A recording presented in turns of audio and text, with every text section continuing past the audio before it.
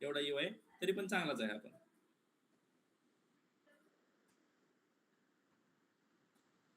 Okay, आता मी ह्याला हे UI ला इथं टाकतो.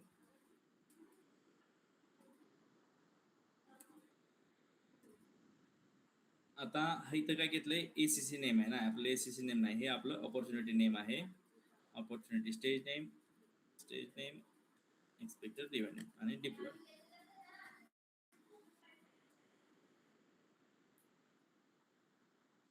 आणि याच्यामध्ये आणखी काय होतं का, याच्यावरती पण SLDS रॅप हा एक क्लास आहे. हे पूर्ण क्लासेस जे आहेत ना, हे आपल्याकडे पाहिजेत.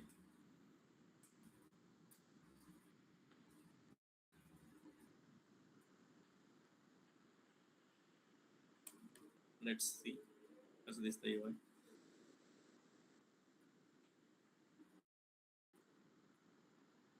रिफ्रेश. HTML चा फॉर लूप कळला का नाही तुम्हाला? हा सिंपल फॉर लूप आहे, काहीही जास्त नाहीये त्याच्यामध्ये. तुम्ही फक्त हे UI साठी ऍड केलेलं आहे. हे जे आहे ना, हे परत नंतर UI साठी ऍड केलेलं आहे. क्लास काय आहे की ऑपॉर्च्युनिटीज आहे की मध्ये, आणि त्याच्यामध्ये हा SLDS कॉलम, SLDS साईज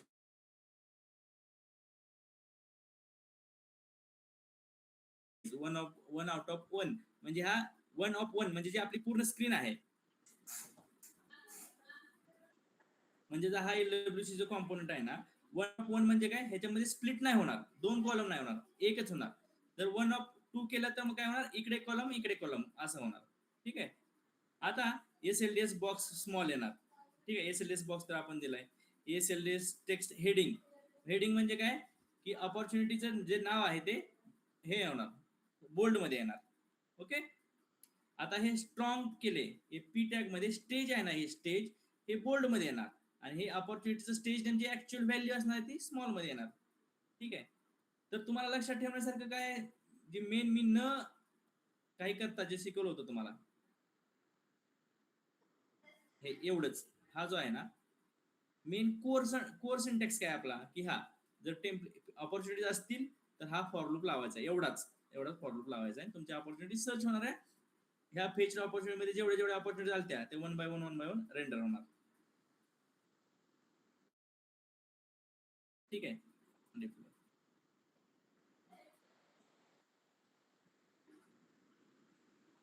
हे फक्त तेच आहे, same opportunity name, opportunity stage name, opportunity type, ते सेमच आहे, फक्त त्याला स्ट्रॉंग केलंय. इथं बघा, स्ट्रॉंग नाव जे आहे ते फक्त बोल्ड मध्ये केले.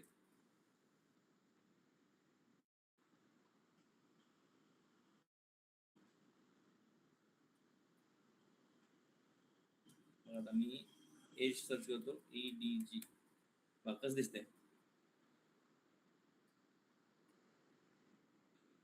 बरोबर, चांगला आहे ना आता UI. Guys, hello.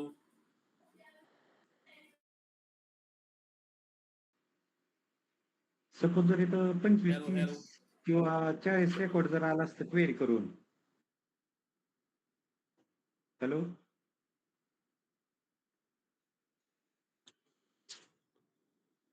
Hello.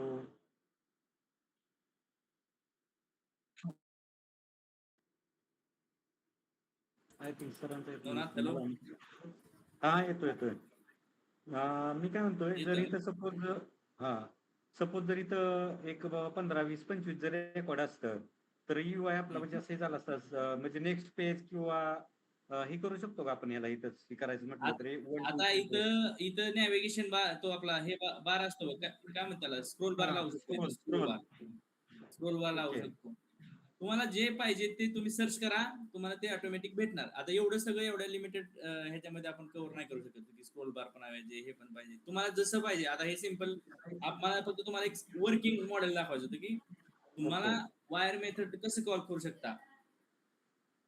Okay, म्हणजे काय, तुमचा UI असा असणार, ज्या स्क्रिप्ट मध्ये तुम्ही इम्पोर्ट कशी करणार, मेथड जी तुम्हाला मेथड पाहिजे. तुमचं ब्रेन काय आहे, तुमचं डेटा बरोबर कनेक्शन कसं आहे, सेल्सफोर्सच्या डेटा बरोबर कनेक्शन असं करू शकता तुम्ही ह्या मेथडनं.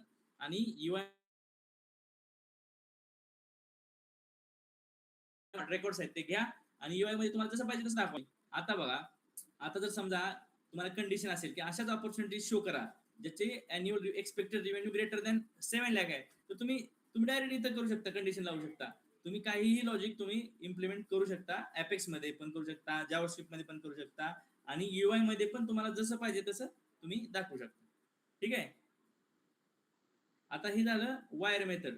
वायर मेथड कधी यूज करायची? तुम्हाला इंटरव्ह्यूचे क्वेश्चन साठी आहे हे सगळं. जे आहे ऍक्च्युअल मध्ये जो तुम्हाला इंटरव्ह्यूचा क्वेश्चन विचारणार ते असं आहे की तुम्ही वायर मेथड कधी यूज करणार? जर तुम्हाला ऑनलोड ऑफ कॉम्पोनंट जर तुम्हाला डेटा एफएस मधून फेच करायचा असेल किंवा एखादी प्रॉपर्टी जर चेंज झाली असेल तर तुम्हाला डेटा फेच करायचा तर तुम्ही वायर मेथड वापरा. त्याच्यामध्ये तुम्हाला डीएमएल वगैरे करता येणार नाही. त्यावेळेस कॅशेबल इक्वल टू ट्रू हे कंपल्सरी लिहावं लागतं. जर नाही लिहिलं तर एरर येतो, मेथड चालणार नाही. तर हे @वायरचा यूज आहे. ठीक आहे. आणि इम्परेटिव्ह मेथड तुम्ही कधी यूज करता? ज्यावेळेस ऑन क्लिक ऑफ बटन जर तुम्हाला जर मेथड कॉल करायची असेल एपेक्स मेथड तर तुम्ही इम्परेटिव्ह मेथड वापरता. तुम्हाला जर डीएमएल करायचं असेल एपेक्स मध्ये तर तुम्ही इम्परेटिव्ह मेथड वापरता. ठीक आहे. आता हे एपेक्स कॉल झाला वायर मेथडचा. आता आपण उद्या बघणार आहे apex call by using imperative method. ठीक आहे. तर इम्परेटिव्ह मेथड मध्ये बघा तुम्ही कसं आहे. मी एक LWC कॉम्पोनंट तयार केला. सेम आपल्याला असा फॉर्म तयार करायचा आहे. इतके दिवस आपण अकाउंट कसं तयार करत होतो? सेल्स पर्सन दिलेल्या UI ने तयार करत होतो. पण आता अकाउंट आपण स्वतः तयार करणार. आपण स्वतः UI तयार करणार आणि स्वतः अकाउंट क्रिएट करणार. ठीक आहे.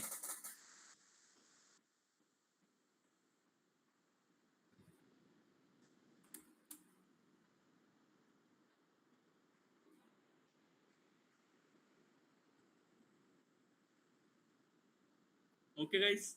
आता उद्या आपण इम्पेरेटिव्ह कॉल बघणार आहे. वायर मेथड झालं.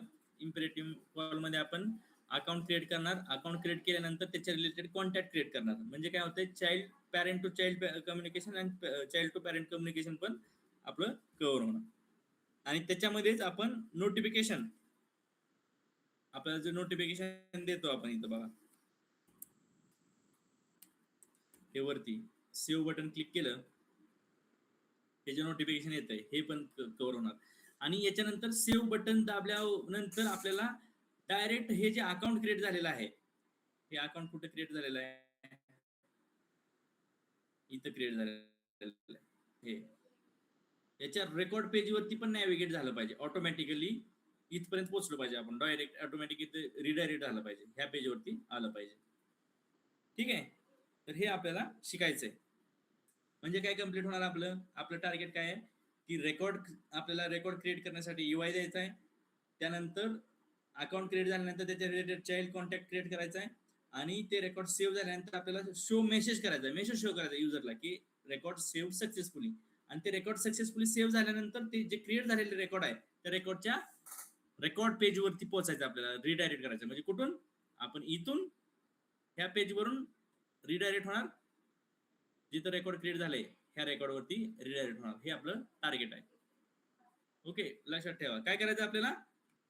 एक फॉर्म क्रिएट करायचा आहे. युजर कडून इनपुट घ्यायचं जे अकाउंटला लागणार आहे ते इनपुट घ्यायचं. सेव्ह बटन दाबल्याने की रेकॉर्ड क्रिएट होणार. रेकॉर्ड क्रिएट झालं की आपला चाइल्ड कॉन्टॅक्ट क्रिएट करण्यासाठी पण आपण स्क्रीन देणार आणि त्याच्या रिलेटेड चाइल्ड कॉन्टॅक्ट पण क्रिएट करायचा. आणि चाइल्ड कॉन्टॅक्ट क्रिएट झाल्या आपल्याला काय करायचंय? अकाउंट वरती नॅव्हिगेट करायचंय. ओके. आणि मेसेज पण दाखवायचा आहे. तुम्ही आज वायर मेथडची सिंटॅक्स ट्राय करा. मी तुम्हाला ती फाईल